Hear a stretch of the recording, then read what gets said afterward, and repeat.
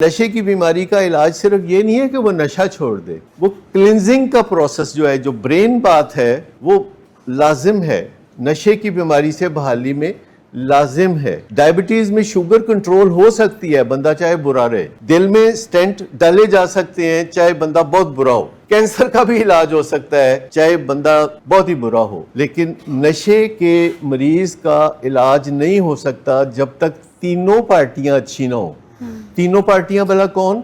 Patient, family और इलाज करने वाले, तीनों। लेकिन सबसे ज्यादा जो है इलाज करने वालों पे जिम्मेदारी आती है, because they are leading from the front. सबसे ज्यादा उन पे जिम्मेदारी हो, और वो भी इंसान ही होते हैं। और उनसे भी गलतियां होती हैं और वो अपनी गलतियां मानते हैं। फिर माँ बाप की बारी आती है, वो भी इंसान ही होते हैं, उनसे भी गलतियां होती हैं, वो भी मान लेते हैं। जब इतने लोग मान लेते हैं तो मरीज कहता है कि मैनू की है, मरीज भी कहता है मैं मान लेता हूँ। ये एक सिंपल सी। और मैं आपको बताऊं कि ये जो मरीज हमें नजर आता है, हर नशे का मरीज, हर अल्कोहलिक एक नाइस आदमी होता है। ये मेरी जिंदगी का तजर्बा है, बहुत ज्यादा 50 साल का तजर्बा है। ये जो बज़ाहिर वो भूतना नजर आता है ना, ये उसका बहरूप है। करीब होके कभी देखें, उसके साथ हार्ट टू हार्ट कभी बात करके देखें तो आपको उसके ख्यालात पता चलेंगे कि वो दुनिया में जन्नत बनाना चाहता है। वो अच्छे अच्छे विचार होते हैं उसके, बड़ी अच्छी अच्छी बातें होती हैं। किसी भी नशे के मरीज से प्राइवेटली पूछे क्या चाहते हो तुम, तो वो कभी अपने लिए नहीं कुछ बताएगा, वो दुनिया के लिए कुछ बताएगा कि इस दुनिया में ऐसे होना चाहिए, इस दुनिया में ऐसे होना चाहिए, तो ये बात अच्छी।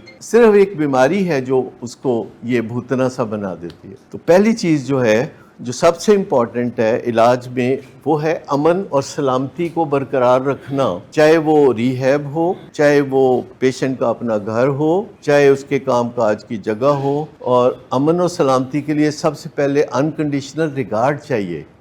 कि अब अभी कभी आप देखें कि फर्ज करें सड़क पे कोई बंदा लड़की को छेड़ता है, तो लड़की रौला डालती है तो लोग आके उसको मारना शुरू करते हैं। तो कितने लोग मारते हैं भला उसको? गिनती नहीं हो सकती पूरी। क्या बाकी सारे नेक लोग होते हैं? लेकिन जब वो काबू आया होता है ना बंदा, कहते हैं फिर आज हम भी कसर निकालेंगे, कि वो एक रौ बह जाती है। लेकिन मैं आपको बताऊं कि गलतियां सब करते हैं। अल्लाह ताला ने बनाए इंसान को खता का पुतला है, और फिर उसको जिंदगी का मकसद दिया कि अपनी गलतियां दूर करो। पहले गलतियों का पुतला बना के भेज दिया और फिर कहा कि अच्छा अब ठीक हो जाओ। मसरूफियत देनी थी ना कोई, कि पैदाइश से लेके मरने तक तुमने बेहतरीन इंसान बनना है। कोई थोड़ा सफर, कोई ज्यादा सफर करता है, हर कोई चाहता है कि कुछ बेहतर ही हो जाए। फॉलो द पॉइंट कि जिंदगी का मकसद जो साइंस कहती है वो भी यही है, जो मजहब कहता है वो भी यही है, एक्चुअलाइजेशन।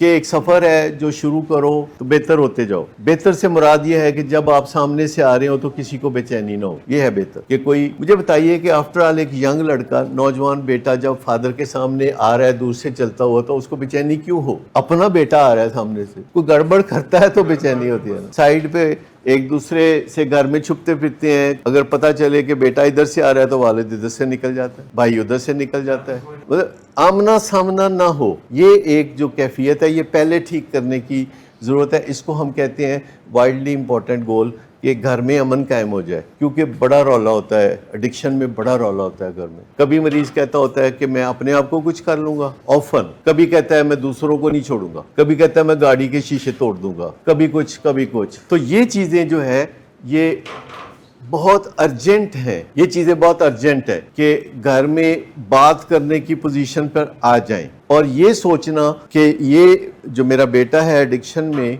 ये बुरा आदमी है, यहाँ से खराबी पैदा होती है। क्योंकि वो जो कुछ भी बुराइयां कर रहा होता है, वो बीमारी उसे बुराइयां करा रही होती है। देखिए, जब कोई बंदा खांसी कर रहा होता है तो वो खुद नहीं कर रहा होता, उसके फेफड़े करा रहे होते हैं। कोई वॉमिटिंग कर रहा होता है तो इरादे से नहीं कर रहा होता, उसका मैदा करा रहा होता है। तो अगर गुर्दे में दर्द होती है तो वो खुद नहीं करा रहा होता, कोई पत्थरी होती है जो करा रही होती है।